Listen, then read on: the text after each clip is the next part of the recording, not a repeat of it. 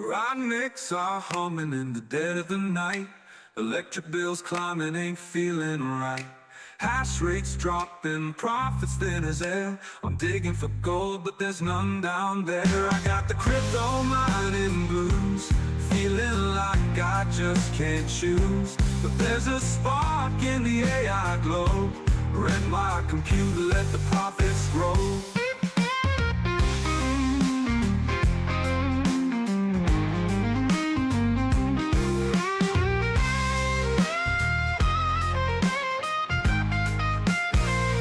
Once I was king with my GPUs. Now I'm stuck paying the power dues. Every coin I mine feels heavier than lead, but I hear whispers of a future ahead.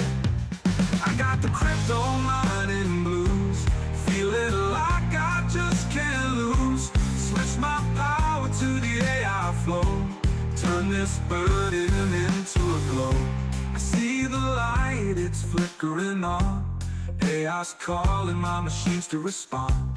No more digging in the blockchain dirt. This pivot might just heal the hurt. I got the crypto mining blues, but I'm stepping in brand new shoes. The AI train's on a steady roll, gonna wreck compute and regain control.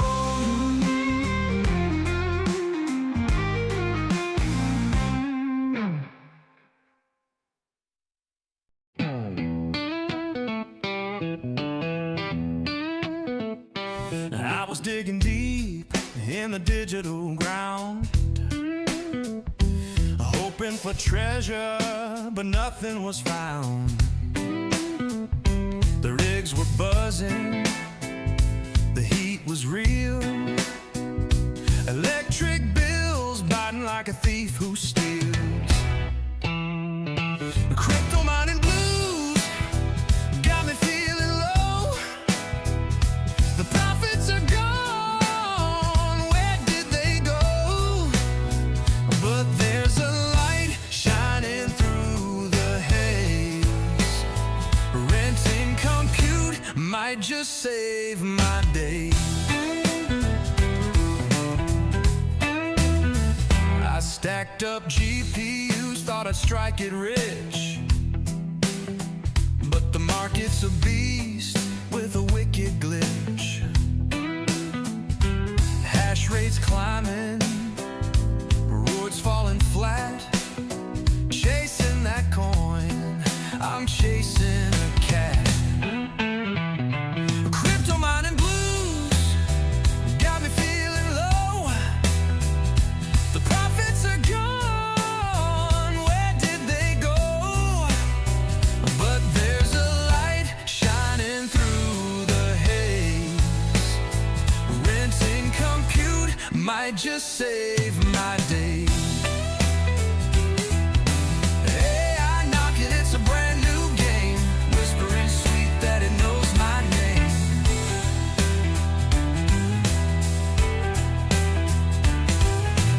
Ran out the power, let it learn and dream. A smarter hustle, a brand new scheme. Now my GPUs hum a different tune, training models under the cyber moon. No more digging, no more feudal race, just AI visions lighting up the space.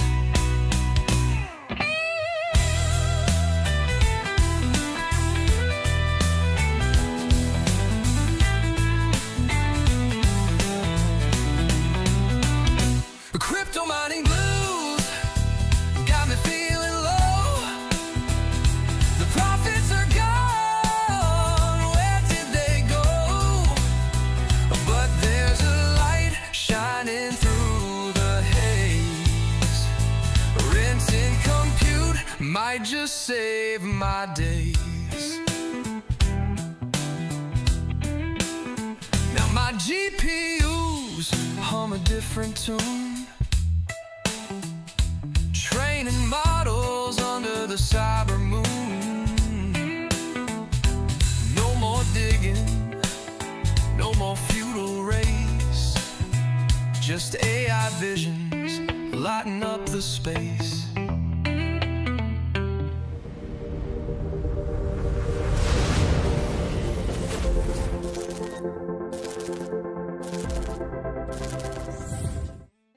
Hello, happy holiday weekend. It is Sunday night, but I don't have to work tomorrow. Loving that. Hope you guys are all doing good on this Sunday night. I just basically shoved some food down my gullet. It was pizza, but without the crust. I take the topping off, so still eating kind of keto, more like low carb than keto at this point, but keeping the weight off, which is good. Anyway, let's see who is here tonight. We got Mass Boost, we got Son of a Rabbit, John Germain, MH, Golden Wolf, good to see you, sir. Automatic Beats, Crypto Mikkel, Northern Crypto and Tech, Bacon, Eggs, and Hash, and Crypto MB. And I will be having somebody, Deeparsh is here. Good to see you, sir. And GM Zombie. And Yusuf puts us here. Automatic Beats. I have been to DeCoin, Illinois. When I was in college, I was in the men's glee club. And we took a trip down there and stayed overnight, and wow is all I can say. I learned some things I did not want to learn about people being able to hold their liquor within the glee club. Some people just got stupid. I still remember that trip. It was disturbing. Anyway, Red Fox Crypto, good to see you, man. Appreciate you being here. Alrighty, well, for those people that aren't on Twitter, or pretty much if you're not on Twitter, iNodez, feel like we should take our hats off, although my hair's a mess, and pay our respects to iNodez. They are now closing shop.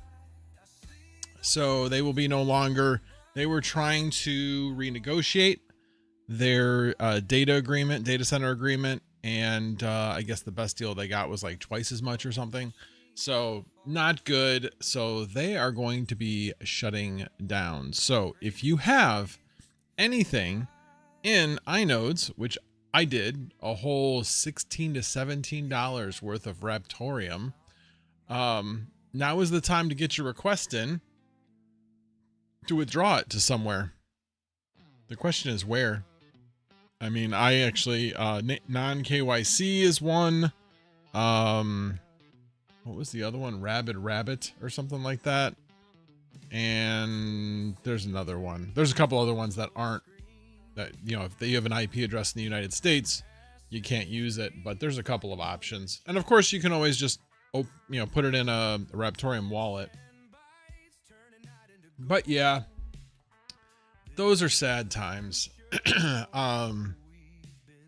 So yeah, there's going to be, I feel like this cycle, the weak hands, the weak cryptos and anybody associated with them, is, the time's up. The time is up. So I don't know, maybe Raptoreum will still become something. I'm going to hang on to it. I mean, wow. I mean, I might lose $16. It might go to zero. Oh, well, kind of like my ETC POW. Same deal. I think I have $40 worth of that now. Oh, by the way, ETC POW has now hit its all-time low. It's below 0.008 cents, I think, something like that. So yes, it's now at its low. It's all-time low. So I'm still holding out hope. Not really. I'm probably going to repurpose my two nodes that I still have running on them. I haven't checked them in quite a while, so they're running on Windows, which is, again, dumb that you have nodes running on Windows. So they're probably had rebooted themselves at some point because of an update or something that I told it not to do, because that's Windows for you. But yeah, those are probably not doing anything right now. One of them is right here on a NUC, and I got one downstairs on an HP small form factor computer. So, like I said, I'll probably repurpose them for something else. I'm not sure what yet, but I'm sure I will find something. You know, because actually both of my servers, that one back there and the one in the basement, are starting to get a little crowded. This one's, I mean, I could lower my, it still has memory available, but the cores, unless I over allocate, which you can do, it's just sometimes you can run into problems. But I could move the Windows VM down from 4 cores down to 2 cores. It would run just fine. So I'll probably do that at some point on that one. But so I've got a Nimbus node running on that. Down in the basement, I currently have a Cumulus node running on the Unraid server, but I'm going to put an Arcane OS Cumulus node within the next week. I'm waiting to get enough Flux through my rewards to do another Cumulus node, and I'm going to run it on Unraid. I figured out how to do it. I've already created the VM. Now I just have to go through a few extra steps. I actually already downloaded the Arcane ISO into the ISO file on Unraid, but I'm going to wait until I have enough, allocate it, and then just go through the whole process. So, and actually we'll pass that on to Goat. Hopefully he can get paid for providing that information to Flux. Because I don't think that should be for free. They won't pay me because I don't have an arrangement with him or anything, but since they've been working with him, maybe they'll pay him. But we'll see. All right, let's see. What else did I have on the schedule for tonight? Oh, Demo. Yusuf, what do I think about staking ETH? I think because there are so many options with staking at exchanges, I know, yeah, not your keys, not your crypto. I get all that, but I think staking ETH, well, I should say running a node, which is true staking of ETH, which is running a node, I think isn't worth it, in my opinion. The reward is so small. It's like 3% or something. It's really, really small. Better off just putting your ETH at an exchange and staking it there. Or if you have the ability to stake through some other means, not a bad idea. All right, let me see what else I might have missed. Thank you, iNodez, for running all my worthless crypto nodes over the years. Exactly. My Neoxa I did have there until I got 1,000, and then I'm now been running my own Neoxa node. I'm up to like 1354, 1.354 million Neoxa. Sounds like a lot, right? Not really. A couple $100 maybe at this point. All right, let's see. Retro Mike, I just dumped all my Neoxa, Firo, and RTM before everyone else beats me to it. You are a smart man, Retro Mike, because that's exactly what I was thinking, but you cannot dump RTM if you still have it at iNodez, because they've got to get it to you first. So yeah, I don't know how much Neoxa is actually at iNodez. That's what I was wondering. So kind of thinking I'm gonna ride that one. I mean, like I said, it's a couple $100. I'm just gonna kind of ride a bunch of these ones where it's like I've lost so much at this point. If I lose a couple $100, I'm not worried about it, but maybe in an alternate universe, maybe it'll take off and be worth a couple $1,000s again, at least. Fingers crossed. I can dream, right? Retro Mike, withdrew my Firo from iNodez today, got the distribution within 10 minutes of submitting the request. Really? Interesting. Because, you know, when you submit it, it's like, you know, it says end of September by the time I put it in. So I actually did not even look to see if maybe it's already been transferred. Let me see. No. I do not. Hang on. Nope. I do not have it yet. So, I don't know. We'll see what happens. Maybe tomorrow. Fingers crossed. But yeah, when I ran it, like I said, it was already past midnight GMT. So maybe that was why. Because that's why it was telling me end of September. Because they only allow you to do once a month unless you put in a special request, but then you get less. So whatever. Like I said, it's $16. So, oh my God, I lose 90% of $16. It's now worth $1.60. Not really too worried about it. All right, let me get back. Where'd it go? Give me a second. Oh, that's where I put it. There we go. I had to think about where I put it. All right. Let me check what else. So iNodez is going to start doing daily withdrawals, so you won't have to wait until the end of the month. Yeah, that's what I saw them say. So maybe they just had already done it today and they're going to do another one tomorrow. So maybe I'll see it tomorrow. Like I said, not really too worried about it. I honestly did it more for them than for me, because the last thing they want is like, what do we do with all this dust? Is it ours? Can we cash in? I mean, all the dust of people not withdrawing their funds probably might be worth, a couple $1,000s, but is it really theirs? But they don't have the data center to keep all the stuff now. I feel for them. I do feel for them, because shutting down an operation like that is not fun, because you require the cooperation of a bunch of people. And then if they don't cooperate, what do you do?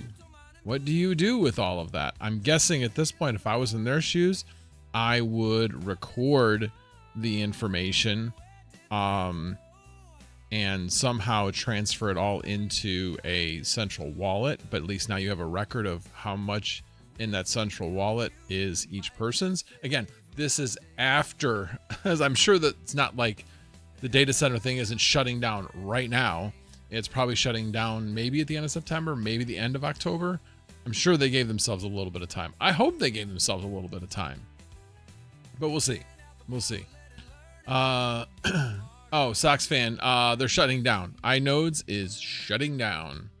They were unable to renegotiate or negotiate a new deal that was not ridiculous. And they basically said it was like twice as much. They were gonna have to pay twice as much, which was a non-starter.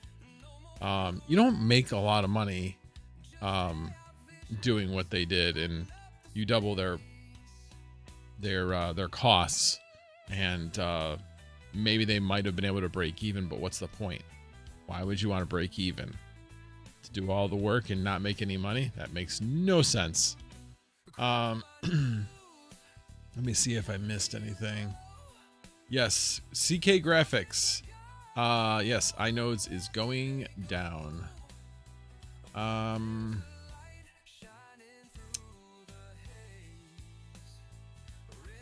see you do, Mr. Peaceful. I see you doing a live, and then all I needed to know, and wearing red. Sheesh. Oh, pff. I like red. Obviously doesn't mean I'm a Republican. I'm not either a Republican or a Democrat. So it's a shirt that I like. It's a SRAM shirt. I like SRAM. SRAM, Chicago-based company. Chicago-based cycling company.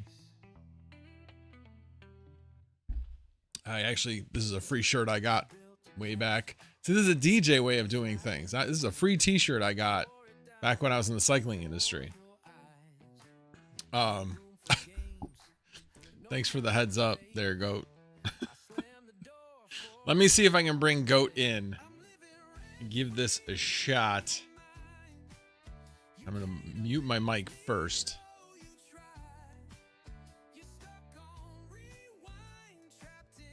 Mr. Goat.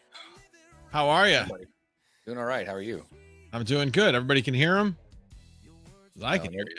Nobody wants to hear me. It's cool.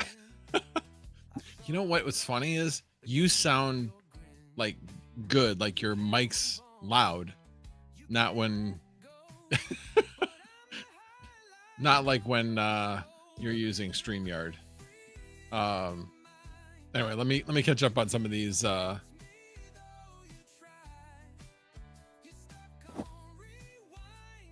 Give me 1 second.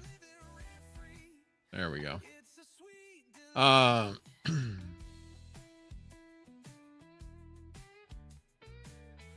just have to get rid of a few things in the chat. All right. I shouldn't even respond to that red comment. That was just trouble. So how you been? Did you have fun last night? Yeah, it was a good time.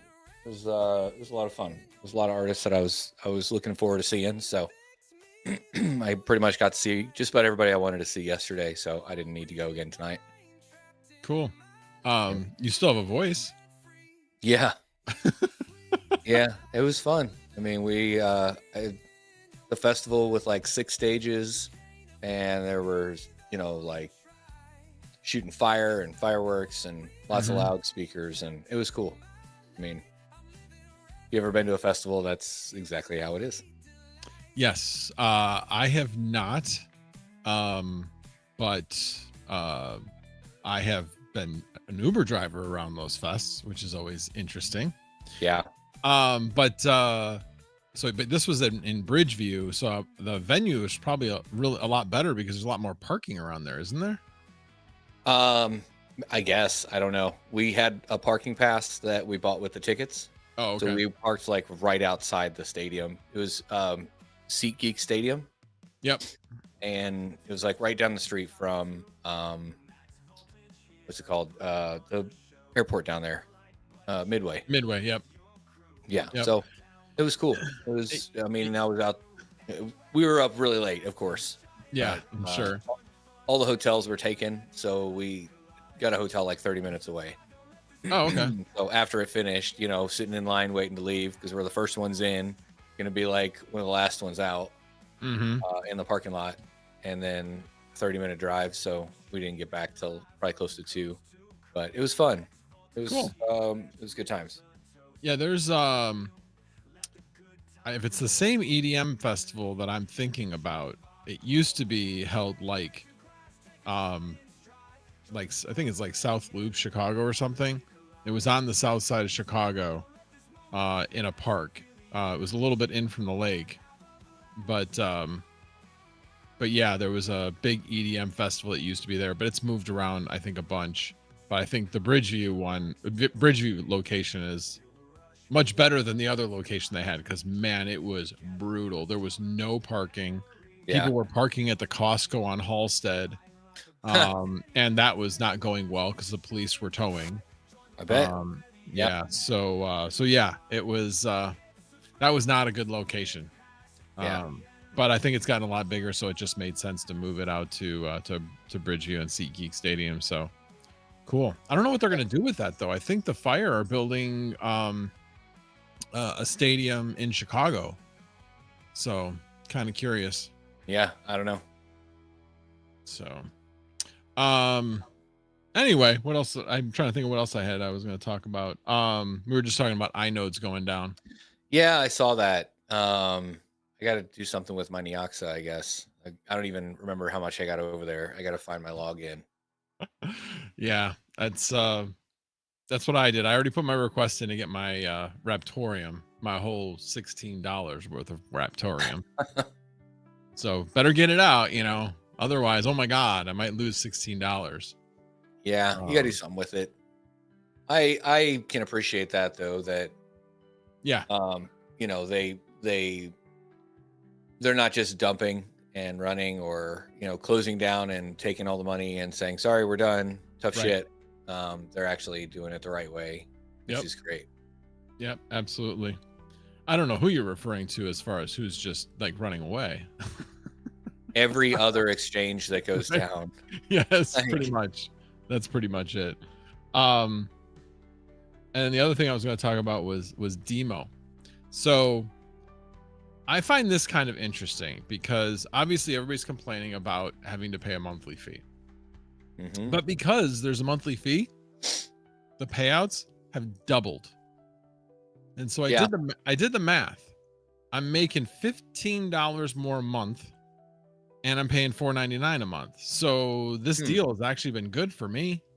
I'm making $10 more. Now again, not getting rich or anything, but making more money. Thank you, Demo. I appreciate that you went to a monthly fee. So I don't know. Eh.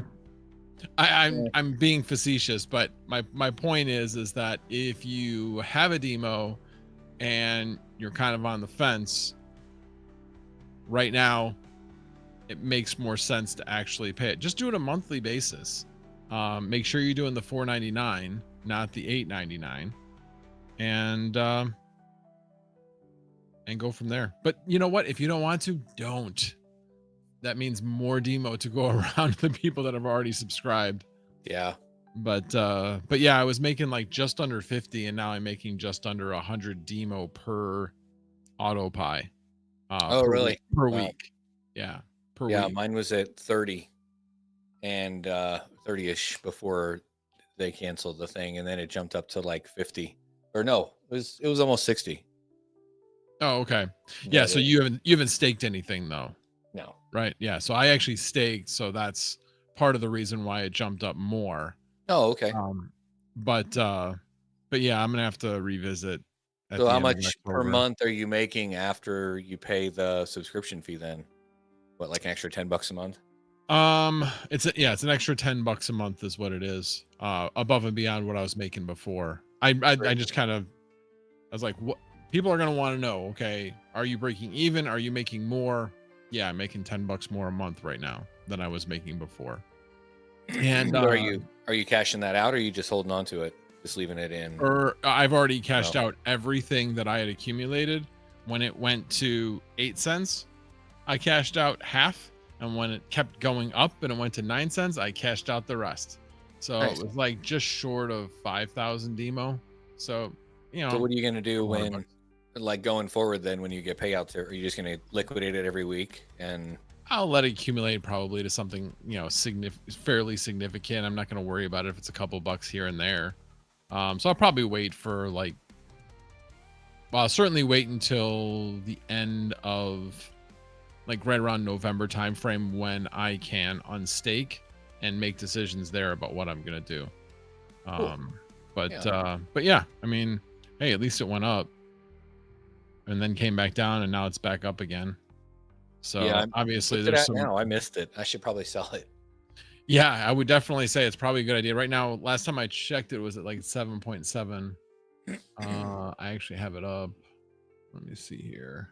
Yeah, Come on. just under 8 cents. Yeah. This fucking fly, man. I'm gonna burn this house down. This fly is killing me. I was gonna say you got a bug. I got a bug right up in my face here. It keeps dive bombing me.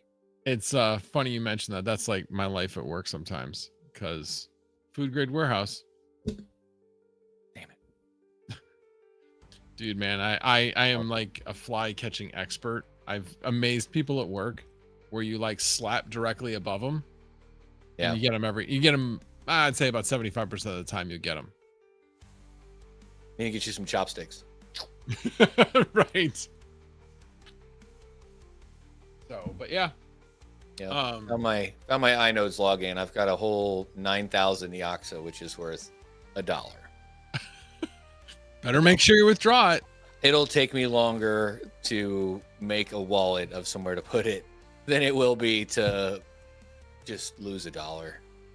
I know, but see, this is the difficulty with being in their shoes, is how many of those wallets do they have? And now they've got to figure out when people don't withdraw it because they're like, it's not worth it. Yeah. What do they do with that? I mean, they gave an expiration date of end of year. And you got to get your shit out by end of year. So they have that long. Okay, well, that's fair. I know So, they were really encouraging people to do it as soon as possible. So I'm like, yeah, that's fine. I'll do it. Yeah. I'll do it. Try to help them out. yeah, I'll get to it. Maybe, I don't know. If I lose $1, I lose $1. Hey, I could just give you my Neoxa address and you can put it in with mine. I could do that. Yeah. Hey, what am I gonna do with it? Yeah. And then next time you see me, you can be like, well, my $2. That's right. That's right. I'll sell you my $1 of Neoxa for $2. Right, there you go. See what it's so funny because that is, you don't know where, do you know the reference? I want my $2. No. Yeah, see, I think even you're too young. John Cusack movie, John Hughes movie, Better Off Dead. Oh yeah. It's from that movie. It's the newspaper boy coming to the door. $2. Anyway.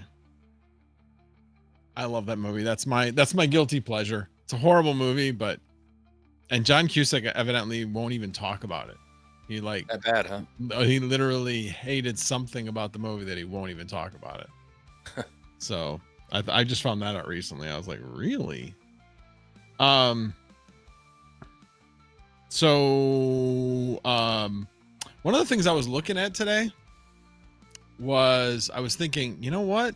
I've had this phone for about not quite a year. It's a Google Pixel Pro 9.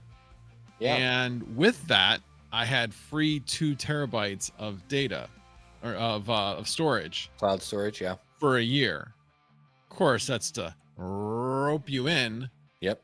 And I'm like, yeah, I've looked at it. I'm using about 147 gig now. So to try to scale that back down to the 15 that I would need to stay within, Yeah. I was like, I got to do something. So I started like working with ChatGPT and like, hey, I need to back up all my stuff that I have, Google Drive, Google Photos. So it gave me instructions on how to do that to Unraid. And then I said, well, what if I wanted to set up my own cloud service? And they're like, yeah, Nextcloud probably is your best option. They gave me a couple other options. So, and then basically I asked them, give me all the directions on how to do this from soup to nuts, including remote access. So I made the recommendation because I'm already using Tailscale for Home Assistant. So, which it was interesting because I mean, ChatGPT is just amazing. Because I was like, hey, I'm using Tailscale for Home Assistant. Will that apply to the rest? And they're like, if you use the Home Assistant add-on with Tailscale, no, it only applies to Tailscale. So you can do a hybrid approach where you can now apply Tailscale to the rest and just leave Home Assistant by itself on its own. And I'm like, yeah, that's what I'll do. So they gave me instructions on how to do that as well. So 3 things I need to do on that, but I might do that tomorrow. But Nice. But yeah. Nice. I'm waiting on some drives to arrive. I got a Ugreen NAS that they sent to me to do a review on. That's gonna be pretty cool. I think I'm gonna put it in the living room and have it a cloud for like the wife and kids to do everything on, because it'll have 16 terabytes in it. So they sent me the NAS and the drives, and the drives shipped separately. Oh wow. So, yeah, well, I told them I would do the review if they sent me the drives, and they're like, yeah, sure. Okay. Nice. So what did they send you? 4 4.4s. Yeah. 4.4s. Okay, got it. Well, are you doing JBods or are you doing any I'll do RAID 5. Okay. So 1. Got it. Yeah. So you'll have 12. It'll be 12 gig. usable. Yeah. Okay. Got it. That should be enough. That's more than enough. Yeah. Yeah. I mean, yeah, I'm using a lot just because of the YouTube thing, because every time I save something to my computer, it gets uploaded to the NAS, and my nightly backups. But yeah, my wife's, she's not adding anything to hers, so yeah, I would imagine it probably wouldn't be much. Have you set up like a Google replacement yet at home? I have, but I use it. I mean, I've got 80 terabytes in NASs throughout the house here now. Mm-hmm. and majority of it's just videos, like you do just footage. I've got I subscribe to a stock footage site, so as I download stock footage to use in videos, I just move it onto that partition on the NAS, and I've Okay. got like 6 terabytes allocated to that. So once it gets full, I'll do something else. But yeah, it'll be. I'm trying to use every bit I have. I've never been a big fan of cloud storage anyway. Some of the stuff like documents and stuff, perfect. That's what I use Google Cloud for, and OneDrive is I don't use any local like word processing apps or Excel or anything like that on the machines, even at work. I mean, I've got a full 365 account, but everything I do is in the browser unless there's some advanced, Excel wizardry I need to do, or open password protected spreadsheets, which really you can do online now. They used to not be able to do, but now you can do it online. Pretty much everything's in the browser because it auto saves. I've got versioning enabled, so I can go back if I screwed something out 2 hours ago working on it, or 2 days ago, or whatever. And it tracks, like if I've got multiple people working on it at the same time, tracks all of that. But yeah, that's about all I use it for. I used to put photos and stuff up there, and then I'd get the alerts. Oh, you're almost full on your 15 Right. gigs of storage, and I'd be like, okay, I'll just spin up another one. Right. And I'd make another burner account, another one, and then they started killing the burner accounts because you don't use it after a year or whatever. So Okay. they're like, oh, you got to use it or lose it. And so I'm like, whatever, I don't even care. I've had Synology for a long time before I actually started doing reviews on NASs. So I've got probably 8 terabytes of all of our footage and stuff, all of our videos and family pictures and things like that. And I thought about scanning in because I've got a couple of bins of like actual hard photos from families, her side, my side, throughout the years and stuff. And I thought about scanning all that in, but then I'm like, who's going to maintain that when I'm gone? Right? She's not going to do it. Kids probably aren't going to do it. If anything, they would just take it and offload it to, a cloud somewhere. Then by that time, all the facial recognition will all be on some database somewhere in the future. It ain't worth fucking with, man. Yeah. I just kind of wanted to do it for fun, and then I'm kind of getting sick of Google, so I was like, I'll do basics. Obviously, I have the email there, but all of the videos and photos, I definitely want to try to start putting that all on local storage and not on cloud storage.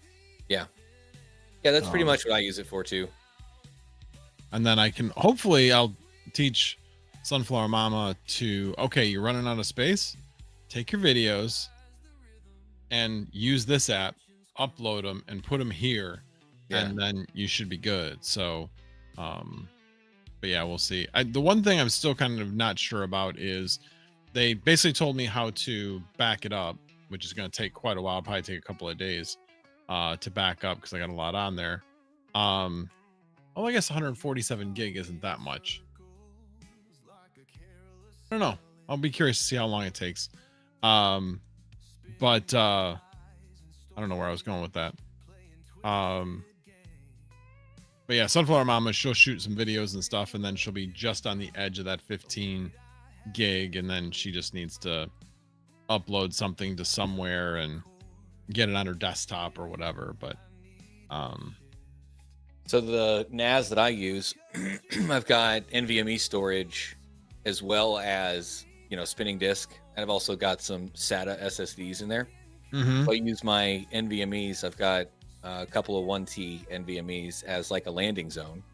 So when I finish shooting the video, I'll upload it to there as working files, and then I just edit it. I've got it on SMB share. I edit it directly off the NAS because it's all 2.5 gig in the LAN now. Well, on a couple of ports at least.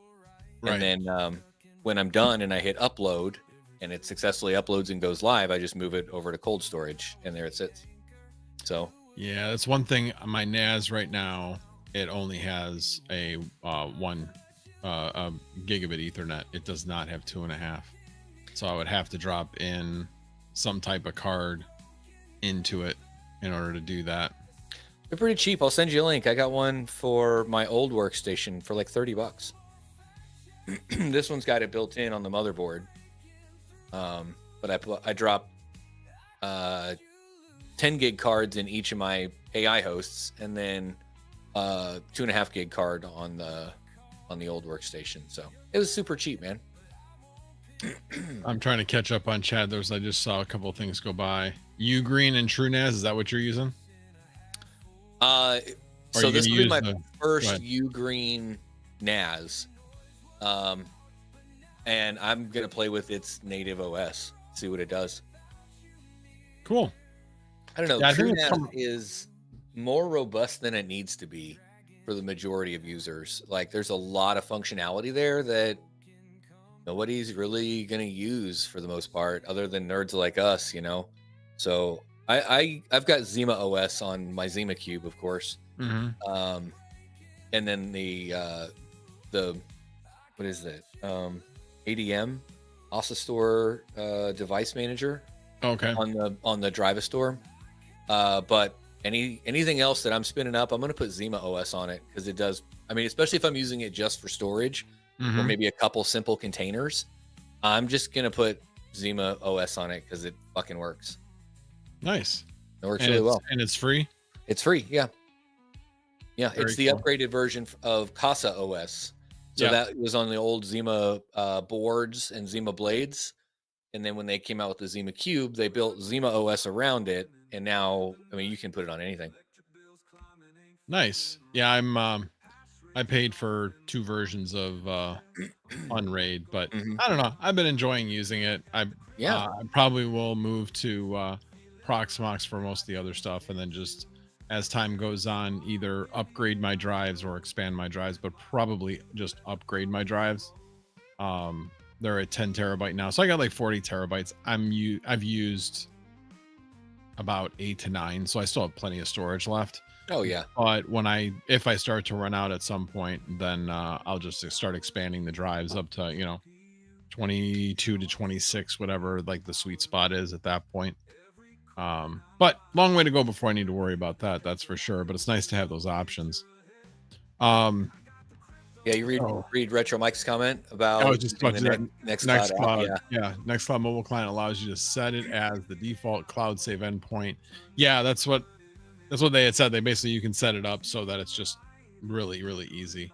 So can you take that, and does it have like auto tiering enabled, so that as like you can do this in Azure, right? As storage is touched less and less, or data is touched less and less, it moves down in tiers. So you can have it in, hot storage, then it moves to cool storage, and then to glacier storage.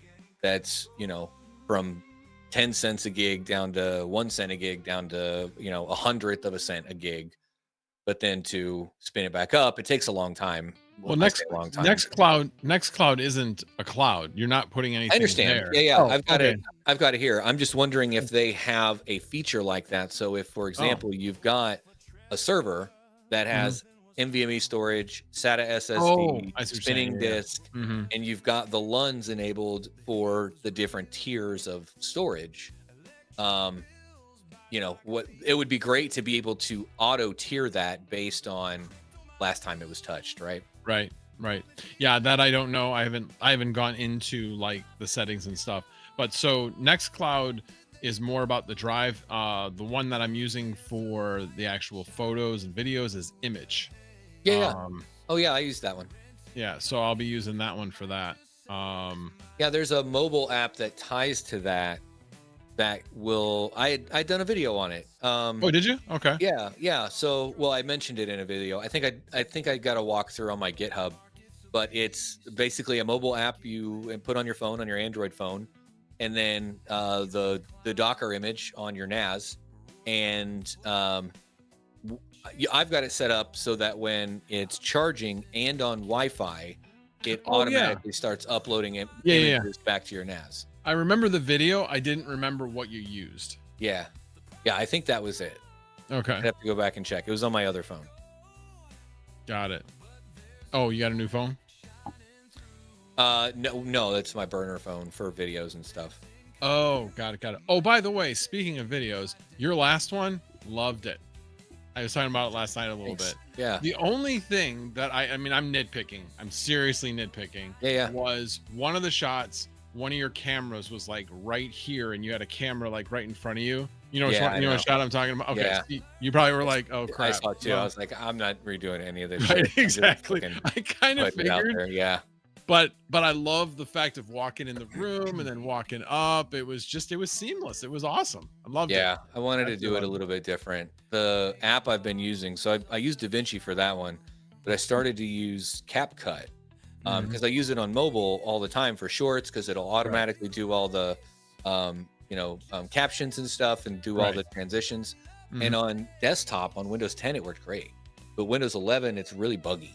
So like Okay. I put multiple tracks and it's my timeline's thick, right? Mhm. But they have a really cool multicam option. So you can link the, multiple cameras together. If you've got 3 cameras in the room or whatever, link them together, which includes screen recording. And then it'll sync up all the audio and put it into a single track. And then next to your primary, where you're seeing all your image, your output, it's got the 3 different cameras. And you can just hit play and then be like 1, 3, 2, as it goes along, and it'll cut to each of those different camera angles as you're going along. It's a really cool feature, yeah, but it's shitty on Windows 11. So it took me twice as long than it should have doing it in DaVinci. DaVinci has a similar feature, but it's just like muscle memory with the other apps. Right. It's a lot of like jumping over to Gemini and saying, how do I do this in DaVinci? And it'll spit it out. And I'll go back and be like, no, that was DaVinci 19. I'm using DaVinci Studio 20.1. And yeah, you know how it Got goes. it. That's interesting. Yeah, I'm definitely not there yet. I've been using Descript, which has a lot of great features, but multicam is not one of them. So I've actually not been shooting the video when I'm doing videos. I've been doing it in Descript. And the nice thing about it is I'm not doing any screen shares or anything anymore.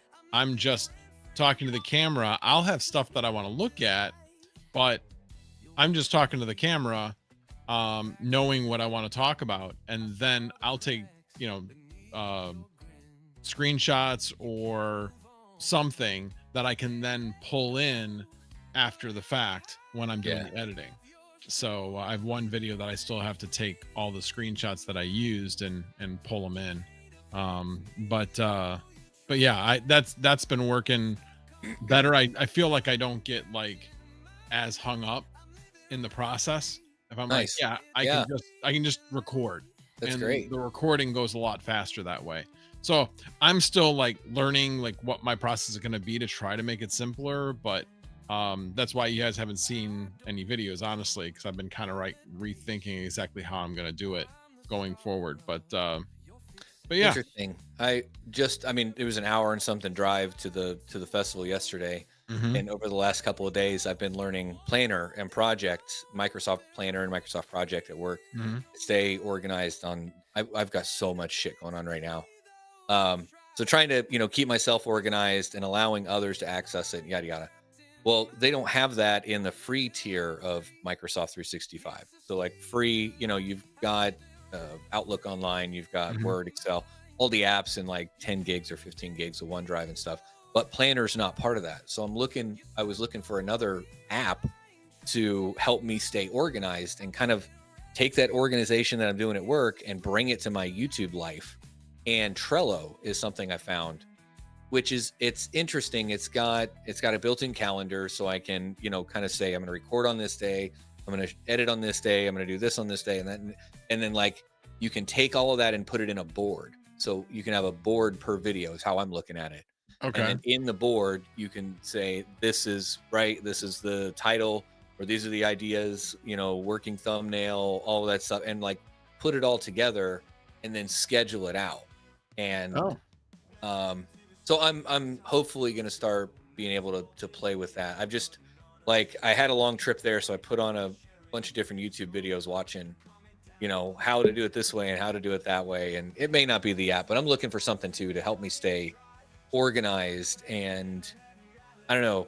I also went down a rabbit hole of like how the ADHD brain works and how things that are novel and new always get hyper focused, and then when it starts to get boring, anyway, I went down that rabbit hole. So understanding that a little bit better, having ADHD since I was out of fourth grade, Right. is really like kind of opened a couple of things for me, and I'm like, oh, that makes fucking sense why I do things that way, Right. like I'm all about it until that's why I'm a geek of all trades and a master of none, because I get into it and I'm like, oh, I understand this. Now I'm bored. What's the next Right. shiny thing? Yeah. I've never been diagnosed with it, but when you say it like that, I was like, well, yeah, that's exactly. I get like so entrenched about learning something and actually then doing it for the first time. And then you're like, well, I got it. Yeah. Now what? So what's the Yeah. next thing? Yeah. Pretty much. Yeah, it's exactly what I do. Exactly what I do. You're a max of all trades. Yeah, it's funny because my actual tagline on it's totally like a joke, but it's what jack of all trades, master of all is what I have as my Master of all, tagline. Anyway, but you'll be interested to know this: that our electric rate is going down a little bit, 0.2 cents from last I keep month. I've got it on my calendar for like 3 weeks in a row now to call them, and I'm like, I'll get to it after I do this meeting, and then I do another meeting, and then I do Totally need this. to do it. I do And need then the to next do it. thing you need to do is sign up for community solar. Well, I got to replace the roof first. I got to replace the roof on the garage completely. No, community solar. You don't need any solar. You just I don't sign know up what for that community. is. So there are solar farms that are out there Yeah. that Yeah. allow you to subscribe. That's Okay. community solar.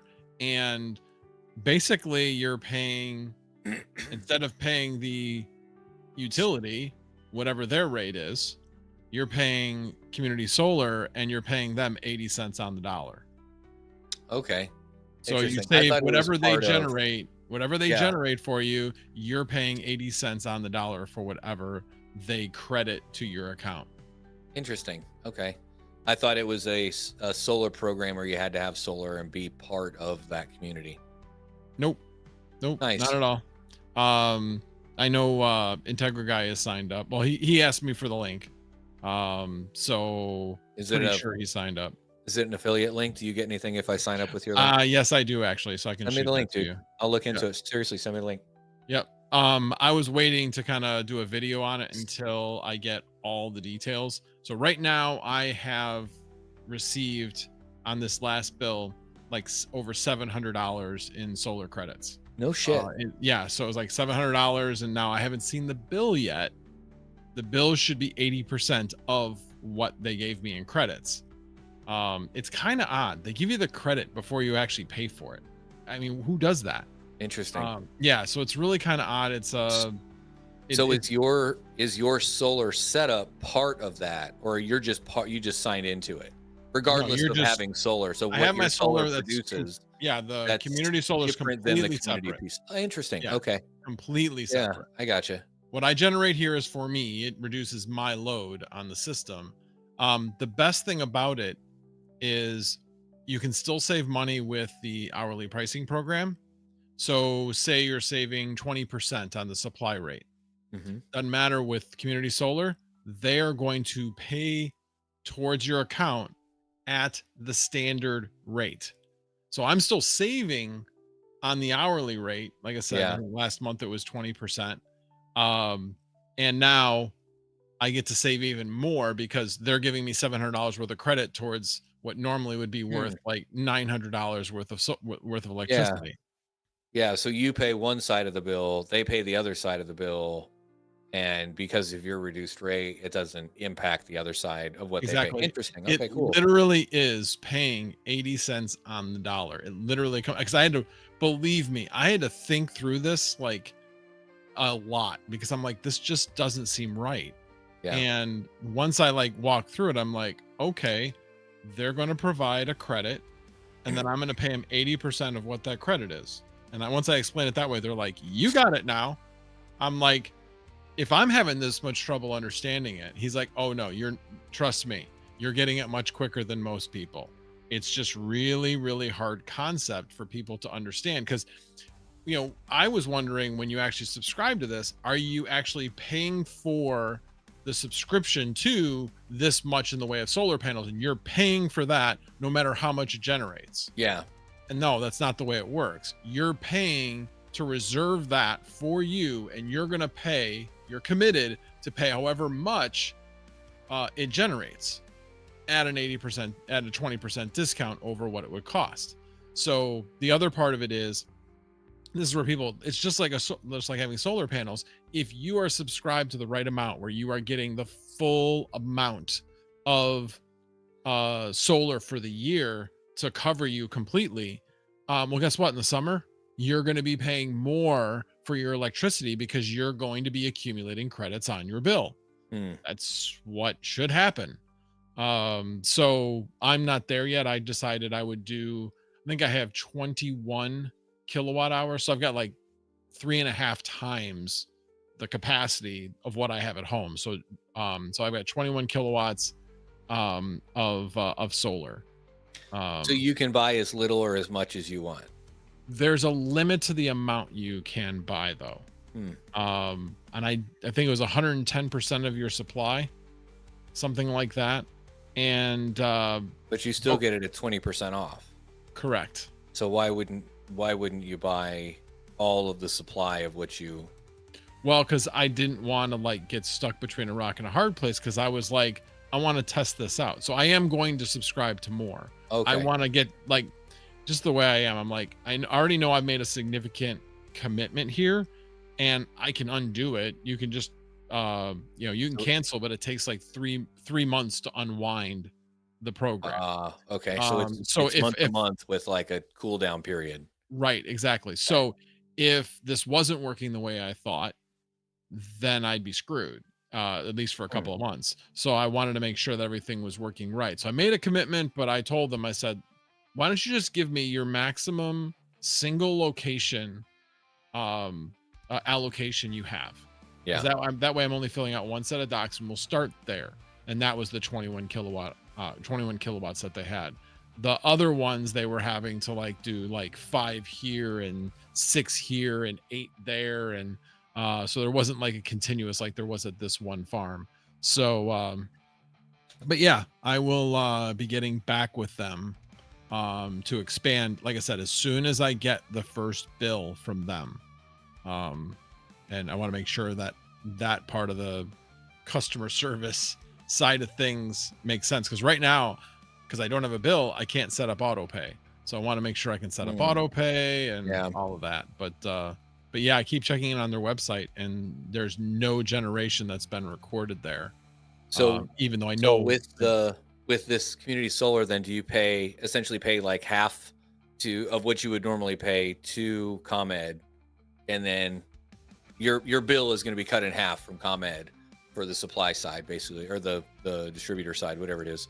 And then the other half of the bill, you pay them, but it's going to be cheaper. Correct. And it'll actually be more than that. How do they make money? Because they're generating it off of the solar. So I mean, think about it. I put solar panels on my roof so I could save money, right? Right. Well, they're saving money that way. So we're still paying them.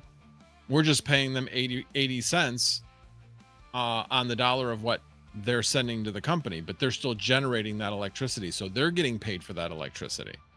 Okay. So they're getting paid more than we're being charged, basically. Correct. But it's still cheaper than we would be charged from. Gotcha. Yes. So, but yeah, like I said, it's kind of a wonky system, but like I said, from a consumer standpoint, it's pretty awesome. And there's a number of providers out there. I went with Clearway just because they were the only ones kind of left at 20% in our area. Yeah. The other ones, like I think Nexamp is one, which they're at 15%. And there was another one that was like a co-op, but they didn't have like a guarantee of how much, you were going to save. So I was like, you know what, I'm going to stay away from that one. And they were kind of like, hey, because I told them like what I was looking for. And so, they were really excited to get like, you're not corporate or anything, but boy, you were a big residential user. So they were a little disappointed. But anyway, but yeah, Clearway, they had a couple of salespeople that had talked to me, and I had told them, I said, might be able to send some business your way. Don't know if it'll be a lot or anything, but yeah, I'll definitely do a video once I've gotten through the whole process. And they're like, all right, well, if you've got any questions, let us know. So you're doing it wrong, man. You need to negotiate up front and say, look, I'm a prominent YouTuber in the tech space, and say I would be interested in providing information about your service in exchange for a discount on a 14-month commitment. You know, you provide me, I'll pay 50 cents on the dollar for the first 12 months. And then after a year, we'll come back to the negotiation table again. And if it's not as lucrative for us both, I'll go up to 60 cents on the dollar. See, I look at it from the standpoint of proving myself out first.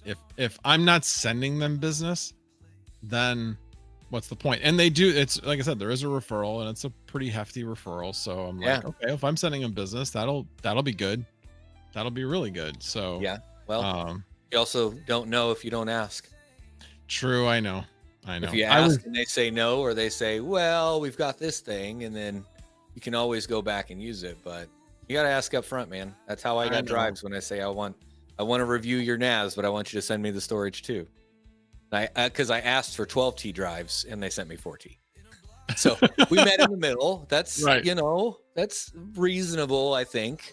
I mean, it was, I equate it to the amount of how much my time is worth. Right. Like valuable per hour. I'm going to spend, 8 to 12 hours making, quality content for this. And this is the expected output and blah, blah, blah, blah. And I'm going to put it on these different platforms and repurpose it. And it's not just a one and done video and things like that. And I'm like, I feel like, 4 12 terabyte drives is worth it. Those are $300 a piece. There's a reason why. So I've mentioned Shane Hummus's name before a bunch of times, but there's a reason why in his recommendation, and I've heard it from other people too, is do not negotiate on your own behalf. Find somebody else to negotiate for you. Yeah, because you as the content creator will always negotiate a worse deal than somebody else negotiating on your behalf, because having somebody negotiate on your behalf basically raises you up to a new level, because you're somebody important, so you have somebody doing this for you, and the person doing it has skin in the game, but they have no emotion in the game. You may be like super excited about doing this video about this product, you're right. and that'll come through. So now you've lost negotiating power. So yeah, eventually at some point. You want to negotiate for me, Max? Is that what you're getting at? Oh no, I wasn't. You negotiate for me, I negotiate for you. How's that? Yeah. So but anyway, but yeah, that's that I'm like, between that and now this Wednesday, I have ComEd coming out to do the audit on the heat pump. So I'll be able to lower my electric rate 3.138 cents. So that's awesome. I'm like at the end in October, because I'm hoping that this one should get in on time to make the bill that comes in October. So I'll be really excited to see the solar credits, although that time of year it'll be a little bit less. Yeah. And the reduction from that change, I'm gonna be really excited to see. But yeah. Yep. That'll be a good one. Yes. And I actually do have I've shot the video, but I have done nothing else to it. It's just completely raw video. I haven't even gone through it the first time, about the heat pump, and I'm going to go back through it. I might end up scrapping it and just completely redoing it, just because I'm further along. That was like the video of why I'm doing it. And since then it's been done. And a lot of things have been like the free furnace. I got a free furnace out of the deal. Yeah. Yeah. Which was, didn't expect that. Yeah, I definitely did not expect that. And I was like, okay, what kind of crappy furnace are they giving me? No, it's a good furnace. I looked it up and had great reviews, and was very comparable to the one I had. So it just made a lot of sense. So, But I did write down Trello. I'm gonna look into that. Definitely gonna look into that. Yeah, All right, let's see. I hope it works out like expected. I need something to keep me on track, on task. Yeah, absolutely. Let's see. Did I miss anybody in the chat? Let's see. What is better for NFS, for Proxmox, TrueNAS, or Unraid?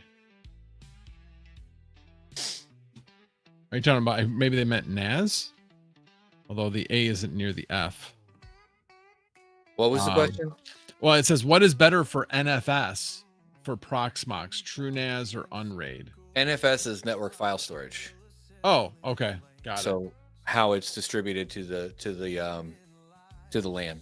Yeah, I would say if you're going to do a VM, you'd probably want to do it within Proxmox. I would say do TrueNAS. You wouldn't want to do Unraid. Unraid, I think, is more bare metal.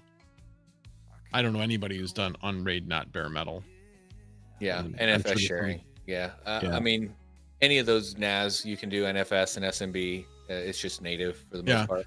I guess my question is why would you run either of those within a VM when they're hypervisors themselves? I would just run TrueNAS. And if you want to set up a VM, you just set it up in TrueNAS. That's what I do with Unraid. That makes sense. So I know a lot of people are running TrueNAS as a VM in Proxmox. I just learned TrueNAS. It's not that hard. Depending on how you want your virtualization nested. Like if you've already got Proxmox on a primary host and you want to add a file server to it, TrueNAS could be a good way to go. That way you've got more control over backups, opposed to backing up a TrueNAS bare metal with virtualization enabled in it too. 6 of one, half dozen the other really is what it comes down to. But I had somebody, I mentioned it to somebody because I was thinking of doing that, and they're like, "Why are you doing that? Why don't put your TrueNAS in a VM? You're just adding layers of complexity that don't need to be there." That was the way it explained to me, and I was like, I thought that made sense. Frogman said, "What is Nextcloud?" It is it's on-site backup. It's if you want to, instead of doing off-site backup to Google, which is what a lot of people use, you can take your stuff from Google and put it on your own NAS. So you now have control of your data as opposed to Google having access to all your data. So that's what that is. Frogman says, never mind, found it. Okay, well, for everybody else. Then Retro Mike answered it too. Bits Please. We're done because Bits Please YouTube just showed up. He's always one that shows up near the end of my streams. I'm sure he's got something that goes on Sunday nights, and that's why. But I figure we'll go maybe another half hour or so. We'll see.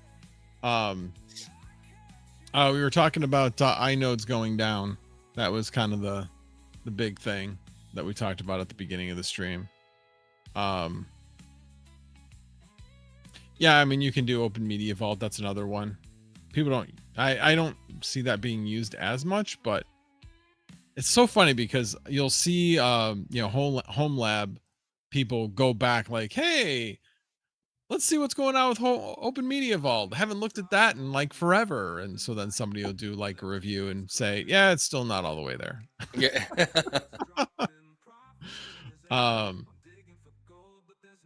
Anyway, but yeah, I do like Unraid just because there's so many people and there's so many good community members that can teach you how to use things and such. And then I guess the same thing with TrueNAS as well. But I was trying to think what else. Oh, QuickPod. So was doing well with QuickPod yesterday. That's a new one that Retro Mike told me about. And I'm going back to look at it now to see if it's rented. It was rented for a good portion of yesterday, but today, not so much. Oh, wait a minute. Hold on. Am I re-rented now? Weird. Hold on a second. Now I'm not even showing up. That's a bit bizarre.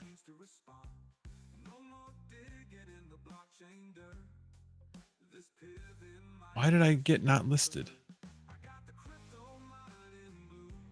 That was weird. I better check something. Yeah, for some, I don't think I clicked on not list.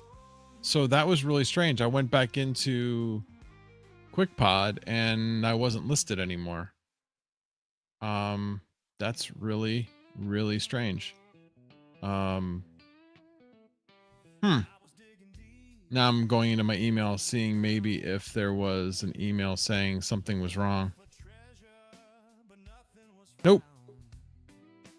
Nothing. I don't know. Maybe I accidentally clicked it. So strange. Oh, I'll tell you something else that's really strange. So there's somebody named London who has my email address from my Xfinity account on their account. So every time they have some type of alert of going over data or whatever, I get an email. So I tried resetting my password, thinking maybe that would somehow separate it. I've called them on it. No change. I'm like, Interesting. This is like not good. I like know things about this person's line, and I could probably call in and create havoc if I wanted to. Yeah. On their account. Like, oh yeah, this is my email address. You absolutely should. Teach him a lesson. Record it. Yeah. Do it on a video. Be like the guy that calls back the hackers or the scammers. Yeah. Whatever. Of them, but yeah. Something Boga. I can't think of is the whole name of it. I was just watching him today, actually. He's funny. It is kind of like planes, trains, and automobiles. I don't ever feel sorry for the scammers, but I'm just like, they are so frustrated because he is intentionally doing things wrong. Yeah. These people are just like screaming at him. And yeah, it was a lot of times I'll get to a point and I'm like, no, I can't watch this anymore. Let me go to the end. Let me see how it finished up. That's what I did on today's video. Kit Boga, that's his name. There's Scammer Payback as well, but I haven't watched him in a while. I've not watched him in a while. But yeah, what do you got going on this week? What projects you working on other than the NAS? The NAS will be next week. I get the DG2 here Friday, shows up. So this week I'm gonna set up the site-to-site wireless bridge from the house to the garage. Yep. And get that up and running and probably do a video on it. I should be able to adopt it to the controller like super easy and stuff. So I'm going to get that set up so that I've got the internet out there and don't have to worry about it getting dug up in the ground again. How hard is it to get from your basement to like upstairs? I've got the little basement windows and okay. I mean, I've got, that much outside that I can, like I drilled a hole to get, I've already got internet running or ethernet running from the house to the garage. Yeah. I'm just going to pull out that ethernet that's cut somewhere between there and then re-terminate the end and plug the end inside into a PoE output and then mount it like right there. I'll probably mount it on the ground or, closer up. I don't know what I'll do yet, but I just don't want a big ass wire hanging from the side of the house. Right. So we'll see. Either way, yeah, it should be pretty easy. And then I'm going to do the same thing. I was thinking about doing it right at the garage door, but because the garage is kind of off-centered from the side of the house, I might put the other end of the wireless bridge like all the way to the back of the garage where I'm going to have the circuit coming in. Because I've got power over there, so I can just plug in a power injector. Mm-hmm. And get it up and going because that's where the miner's going to be. So why not? Yep. Makes sense. Yep. So I got that. I got a 3D printer that's coming this week. I got 2 laser engravers that showed up last week and the week before. I got to do videos on. I got to do a couple of Flux videos. That's one thing I was telling. I sent you that message. I don't know if you want me to send you screenshots or whatever, but if you want to negotiate a little bit extra money from Flux, I can send you the information on how to set it up in Unraid. I'll bring it up to them. Okay. So far, they've pretty much told me the topics. Like, Oh, hey, okay. we want to do a video on this. Like, I'm doing one on the different types of cloud and how Flux fits into it. Like, you know, private cloud, public cloud, and then the shared responsibility model. I'll go over that. And then their, you know, decentralized versus centralized, you know, hybrid versus defederated or confederated, whatever.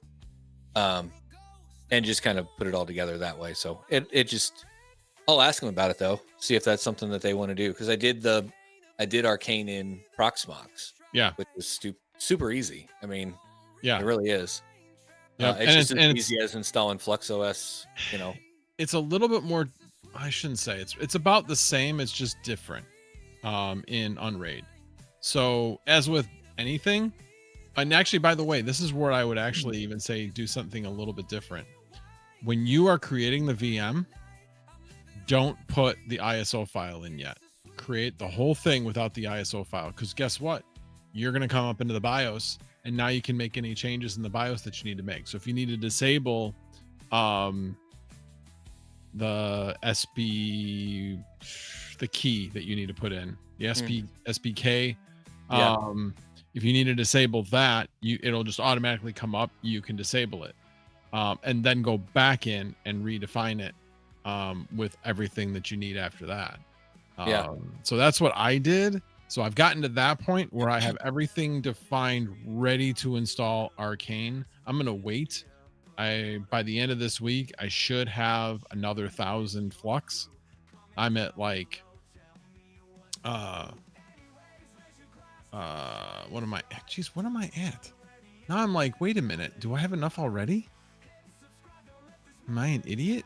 Well, we already know the answer to that question. That's a rhetorical question, people. Max.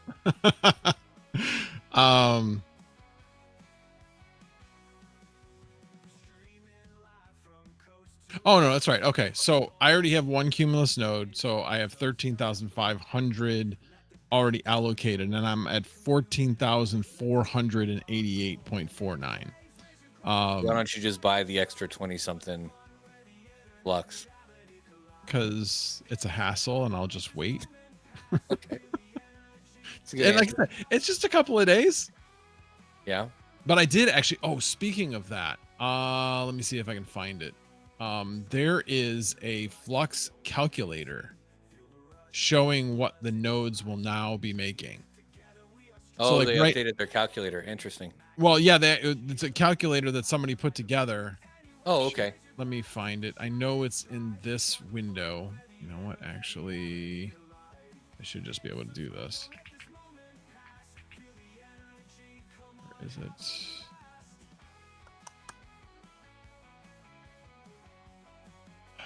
Dang it. Where is it? Oh, there it is. I'll share the screen. Let me drag it over to the right screen.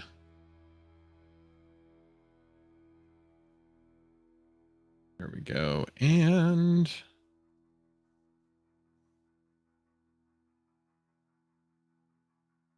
go here and right. Yeah, there we go. Entire screen and that one, right? Yeah, that's the right one. All right. You guys should be able to see my screen now. So yeah, this is the Flux calculator. And so you have the ability to switch between current and proof of useful work. So I was like, okay, so currently I would be making about $35 a month with 2 Cumulus nodes and 1 Nimbus node. Okay. Like, okay, whatever. Yeah. You change it and now it's $91. It's a very, very significant increase when they make this change. Drop a link for that. Yeah, I guess I could. That doesn't have any. It'll have my information. Oh, it has this information in there. But yeah, I can drop it in the chat. Give me a sec. Gotta switch back.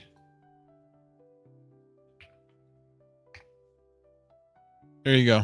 In the chat. So I was really surprised. I'm like, yeah, it actually kind of makes it starting to make it seem a little bit more worth it to run Flux nodes even at its low price. Plus a little over 2 months, I've got another Cumulus node. So you can keep adding much quicker. Yeah. And the best part about it is that $35 that it would have been making before, half of that was parallel assets. Now all of it is not going to be parallel assets, all going to be native Flux. So I'm waiting for this change to happen, and then I'm going to cash out all of my parallel assets. That's interesting. So looking at this calculator, if we do just one Cumulus node, we'd be currently making just over 20 Flux a month, jumps to 29. But if you go to one Nimbus node, it goes from making 130 Flux a month, 133 to 400 Flux per month. Right. That's a lot. That's a 3x, Yep. They made a big change. So if you look at the effect, and again, it all depends on how many of the nodes they have of each type as to how much they're going to make. But currently, with where the nodes are, the Nimbus has the highest return. Yeah. So I thought that was cool. And that's what they're like, yeah, they really 12,500 Flux. So it's an investment. But its current price, it's not that bad. Yeah, it's $2,500. But yeah, then the last I checked, I think the rate, APR rate, given the number of nodes that are there, it's like 38%, 37% return. Assuming that Flux doesn't go down to like 15 cents or 10 cents in the meantime, obviously. Yeah, it'd be, that doesn't seem right. 2,500 divided by $80 a month. Pay out in less than 3 years ROI on the original. Even though you're not paying yourself back because it's staked. You can pull it out at any time. But exactly. So essentially double your input as far as value, today's value. Huh. Yep. So that's why my plan is every couple of months to spin up a new Cumulus node until I run out of until I run out of ports. And then at that point, I'll decide, am I going to make another investment just to get up to 2 Nimbus nodes instead of 7 Cumulus nodes and 1 Nimbus node? Because you can only run 8 nodes at home at this point. Yeah. Which honestly, I think makes sense because they're like, if you have enough to run 8 Cumulus nodes, it's not that much of a jump to get up to the 12,500 to run the Nimbus. So I just think because some people were asking them on some of the Q&As, hey, any chance of increasing the number of number of nodes you can run from a single IP address? And they're like, nope, not at this time. Low on the priority list. Maybe someday. Makes sense. Yeah, I really think it does, especially with this change. It used to be Cumulus nodes were the most profitable, and they made a good decision, I think, to say Cumulus nodes they provide functionality, but they don't provide anywhere near the amount of functionality as Stratus or Nimbus. So we want to motivate, encourage people to move to Nimbus and Stratus because they pay out at least equally, if not better, from Cumulus. So I was glad to see that. But yeah, I watched their last live stream. I think it was this past Tuesday or Wednesday. I forget the exact day. Sometime, yeah, and they had this on there. So I'm like, wait a minute, let me back up. That's pretty cool. Yeah, I thought it was. So yeah, if you guys are thinking about it, oh wow, the price of Flux has gone down below 20 cents. Jesus, that's crazy. It is crazy. Everything's down right now, though. True. It's time to buy. I bought right before Bitcoin went down. I'm like, fuck. Yeah, so did I. But that's every paycheck. I spend about half of what I expect to spend power wise mining. So it doesn't make sense for me here to mine at this time, at this rate. Not with the equipment that I have, and I can't justify spending $5, $8, $10,000 on machines here. It just won't make it. It doesn't make sense to me. Even to send it to, you know, somewhere like Terra or that's too much. Yeah, Not I at this have. time. It's too commercialized, I think. You know, in general, like just mining these days. It was fun when it was less mainstream, less warehouse needed. You know, it was a bunch of us nerds with GPUs in our basements and garages and sheds trying to figure it out, you know. And then it's like it caught on. And then every shitcoin, you know, under the sun would get spun up and be worthless as fuck in no time, which was part of the game. Okay, fine. But now it's all ASIC. Right. I don't want to play that game anymore. Yeah, same here. I mean, I'm still looking at things, especially when my rate goes down. I know how to do it in Vast. You know how to run a background job. The problem is with Vast you can't overclock, underclock the GPU and have it like come back to regular clocks when you know it starts a regular job. At least I haven't been able to figure that out. Although I take that back. I need to look back at Retro Mike's video. He did a video on how I could probably do that. I was gonna say, can you just run like a simple cron job that resets those? There was something similar to that, I think, is what he had. I got to go back to that video. He was doing it on simple mining. But yeah, I have to go back and look at that. Duke Nukem says, so I didn't pay that much attention last bull to proof of stake projects. Is this kind of weird having proof of stake projects die during the bull? Which proof of stake projects are you talking about? I mean, obviously we're talking about here as far as you know, Raptoreum, but Raptoreum you can mine. It's still a mineable coin. Same thing with Neoxa. So I don't know if that's what he's referring to with iNodez going down. Guy GM Zombie says, I think you're the only guy I still hear talking about Flux. Yeah, I don't know. We got what 6, 7, 8, 9,000 nodes up and running right now. So yeah, it's still a project that's being used. Yep. And they're using our infrastructure to sell their service. Yep. And I have nodes up and they have jobs on them. So people are using it.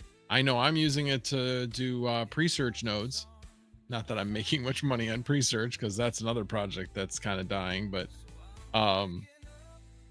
yeah, it's there's people using it. And I think right now, I think that's where their focus is, and I think where it needs to be, because that is their, I don't know, their secret sauce, I guess, is their node network and the way they have it set up. And they have, the reason why they're changing to Arcane is so that they can have enterprise accounts. So you can't have enterprise without encryption at rest like that.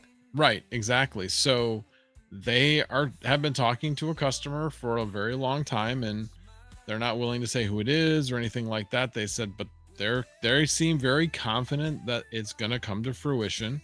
And if it does, we're all going to be like, holy crap, we thought this was dead. So we'll see. I'm not saying that's definitely going to happen. I'm just simply stating that they have continued to work. They have not stopped building. You know, maybe they haven't seen the same amount of success as maybe others in the same like industry. And I think that just goes to show, I think that they're more of a building company than they are a deploying company. Like they want, I can relate to them because I don't put out many videos. And the reason why is, well, that video is not good enough. That video is not good enough. And so I think maybe they get into that same thing too. But anyway, like when they wanted to deploy Flux Edge, they could have deployed it. They could have deployed it half-assed and not have an easy user interface to use, but they wanted to make sure that it was much easier to use. So Yeah, I can appreciate that. yep. But at the same time, they're guilty of running into the paralysis by analysis stage, Exactly. for sure. I get that too. I get there. I think we all do. Yep. That's why I can relate to it. Retro Mike says with Okta, they allow you to run a start and stop command at the OS level. I use that to reset the clocks when the system gets rented. For Vast, they have an API. When it gets rented, you can the same. I know they have an API, but I'm not sure how to use it. Although I honestly have not delved into it that hard. But I would like to, because I mean, right now I've got it's kind of slow. You can tell it's a holiday weekend because I've got 6 4090s. My whole Okta server I think is unrented. Oh no, I got one rented now. So I've got 5 unrented 4090s and I have 2 unrented 5090s. You want to make the screen? You want to make the screen bigger again or smaller? You're still sharing your. Oh yeah, I can do that. Let me get back to that screen. I gotta remember. Just hit that. There we go. There we go. Thanks. That's why I have goat in your head. So, but yeah, I'm trying to think of what I've got going on this week. I know I got a lot of stuff going on at work. Like I said, I got that thing going on with ComEd on Wednesday. We got a audit coming up, warehouse audit coming up next Wednesday and Thursday. And then Friday I leave for Huntsville, spend the weekend with my son. So I'm looking forward to that. Heck yeah. Yep, definitely looking forward to that. So actually this coming weekend, I'll still do a Sunday stream, but the Sunday after that, I will not be doing a stream, most likely. Won't That's say just for unacceptable. sure. Who do you think you are, Max? I'm allowed to take a week off. I mean, I look don't know what about Chump did. I mean, geez, Chump, how long has he taken off? I don't know if he's coming back, man. I wouldn't blame him. Yeah, Especially with it. I mean, I couldn't get up at 5 a.m. every day and do an hour live stream talking about the news just before the day gets started. But I'm not wired that way. right. But I don't blame him. I mean, the market's shit. I don't know. Yeah, It gets you burn out real quick. Yeah, it's hard to do a crypto channel now. That's for sure. That's for sure. Obviously, you guys know I've been pivoting and have really started to give a serious thought about going to CES this year. To try to make some connections and such. Yeah, I'm definitely going to try to go. The registration's open next month, I think. Yeah, I actually meant to go look today because I know you said it was opening up fairly soon. I wasn't sure exactly when. Yeah, Kurtman said originally he said it was around November, but I think I got something in the mail or in the email that said it was September. But he was like talking about like the press pass, and he's like, yeah, they pretty much give those out. So that's how you can go. That's the only way to go. It's not like an open to the public thing. Oh, okay. I Yeah. wasn't sure if you bought tickets or something. No, you have to be invited. Got it. So it's either like industry people basically or media, and we would be media. Yeah. Yeah, I would really love to go. Like I said, slowly getting into other home lab type content. By the way, did you see Jeff Geerling's video today on a Pi NAS basically? Oh, nice. And there was like, I'm trying to remember, there was a piece of hardware that he bought, or that he got, I shouldn't say he got, and then basically is like, no, it's not there yet. You can't run like true NAS on it. True NAS only recognizes like, because there's evidently I'm trying to remember exactly how he put it, like RP1 versus UEFI. So the Raspberry Pi runs on RP1 for that BIOS level, and they don't really meet very well together. You can do a few things to emulate UEFI, but there's still some things it doesn't do, and I guess some of it has to do with drives. So if you do like Raspberry or basically Raspberry Pi OS, it will recognize the drives, but you can't run TrueNAS on it because TrueNAS doesn't recognize the drives. Interesting. So yeah, I thought it was an interesting video. It was interesting because he was kind of rationalizing the video, almost telling you like it was going to be a failure up front. Because he's like, some people wonder, like, why would you do this? He's like, because you learn things when you try to do things that don't always make sense, and just to see if it's possible. Yeah. And he's like, I've learned a lot of really important things that way. And so in this particular case, he was like going over all the things that didn't work and why they didn't work. And I was like, it was really interesting. Huh.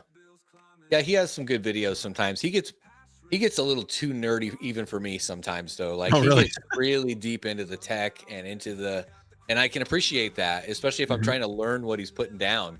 But like just watching it to enjoy it. Like Hardware Haven is really good about just enjoying his content, and Raid Owl too. I think both of them are. Raid Owl, again, you are similar to Raid Owl with your sense of humor coming through in your videos. I love his sense of humor. Yeah. I would love to emulate what he does at the very end of the video. You guys are my Patreon viewers are and it always relates to what's in the video. Yeah. I always think that's funny. If you're still here, you are anyway. He is very entertaining if you like home lab stuff. Hardware Haven's really good at telling a story. That's what keeps me on the video, is like the way he tells the story and relates it to the project. Right. And I think that I've tried to emulate that as well, of like creating a start to finish. And like the video I just put out, like, I mean, it's fine. I'm doing a review on the product, but originally, and this is kind of what's triggered me to find a better project management platform that I can use to create the content or to stay organized on my content, is like, I 3D printed this thing and I put it on Instagram and all that. And essentially the mini PC is going to sit under here. And this is just like a conference speaker with a mic in it. And I was going to make a DIY Alexa using Home Assistant, like Network Chuck did. But I named it Alfred. And like Batman Alfred. Right. And I went through the whole process of it and like kept getting tripped up and getting sidetracked and doing other things that, like, I'm just like, I got to put the video out for these people. They sent me a thing. I got to put the video out. So I'm like, I'll just fucking review it. And I hate doing that. So like my way of reviewing things is always like, look at, kind of like Jeff does, look at this thing, watch me do a project around it. Raid Owl is really good about that too. Yeah. Instead of like the Linus Tech Tips where I sit there and talk on a spec sheet and just like show you the thing. Right. I don't know. So that really is what triggered me on like, I need to plan more on these. Cause like if I'd have thought it out, put the process in place for that, at all of the steps that are needed, instead of just jumping into it and starting building it from scratch, and like doing the research. Cause originally I was like, okay, well, I don't need Home Assistant for anything else because I don't have smart shit in my house on purpose. But Home Assistant has the the wake word, the speech to text, has all of the features like built into it, right? So I started going down that and then ended up just like, I've got to get this out. I keep hitting roadblocks. So I don't know. That's what kind of spurred me into doing looking into different project management platforms. Makes sense. Like I said, I know I've heard of other people doing things like that where they, keep track of the different projects that they're working on as far as different video projects and where they're at.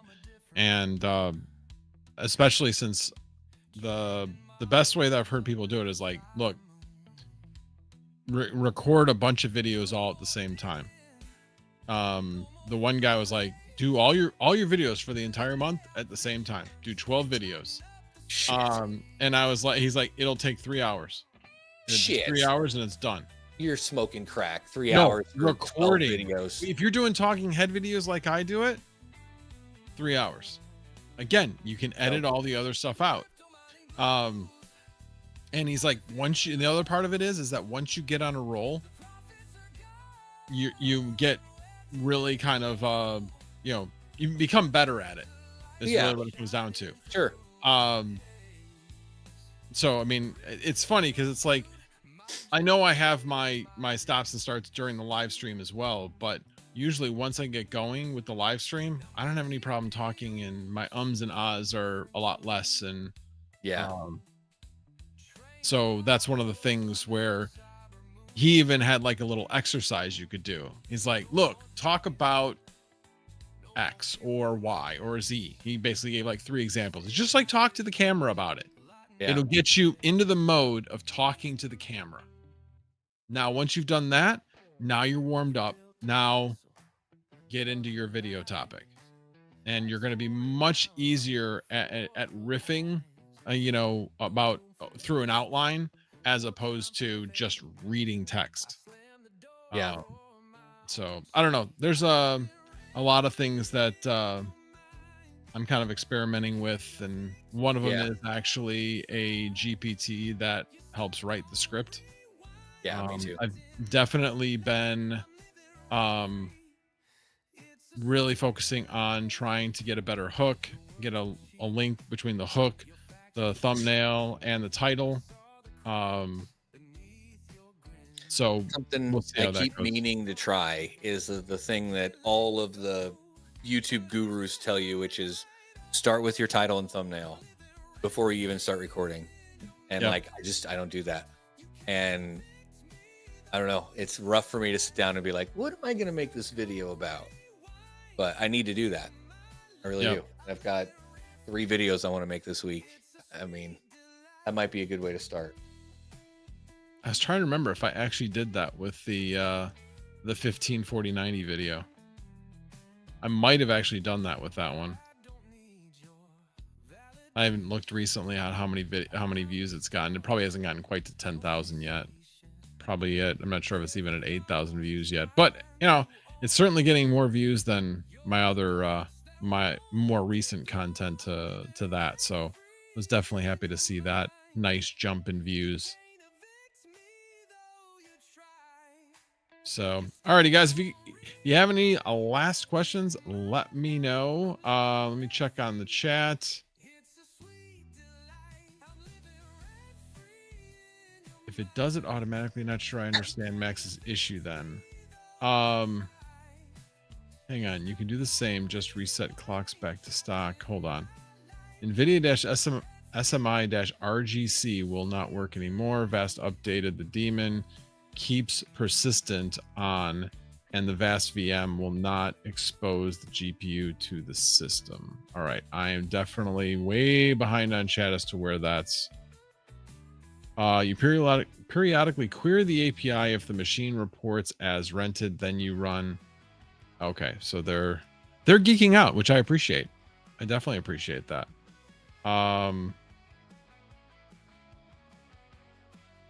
Swamp7 says, so that won't work anymore. If rented, you can do the same, just reset clocks back to stock. Yeah, but it won't do it automatically though, right? If it does it automatically, I'm not sure I understand Max's issue then. I don't think it does it automatically.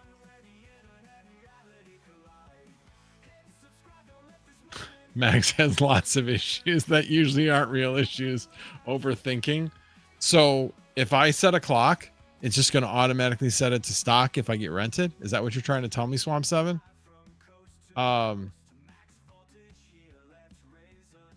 Let's see. Well, hopefully, maybe he's already sent me a.